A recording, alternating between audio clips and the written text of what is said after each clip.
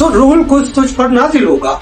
इससे क्या मुराद है? रूहुल कुद्स की कुदरत तुझ पर साया डालेगी। इससे मुराद क्या है? इससे मुराद ये है कि रूहुल कुद्स जो खुदा की अपनी रूह है और वो मुजज़ाना और तख्लीकी रूह है, जिस सबब से, जिसके वसीले से बीबी बतूला मरियम के बतन में यसूल मसीह का अमल ठहरा।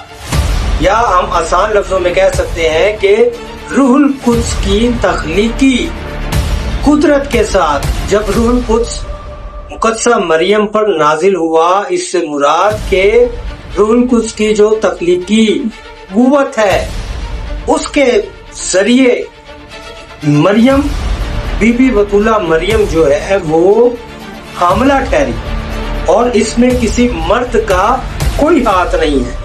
ये डायरेक्ट इलाही मुदाखलत की नुमाइंदगी है। रूहुल कुद्स जो जिंदगी बख्शने वाला रूह है और रूहुल कुद्स की मौजूदगी ये साबित करती है कि इसमें इंसानी बायोलॉजिकल चीजें रूनुमा नहीं हुई, बल्कि वो रूह जो खुदा का रूह है यानी रूहुल कुद्स, उसने बायोलॉजी को साइड पे कर दिया, इंसानी हयातियात को साइड पे करके बीबी बतूला मरियम को जो है वो हामिला ठहराया और खुदा के बेटे को इंसानी वजूद बख्शा।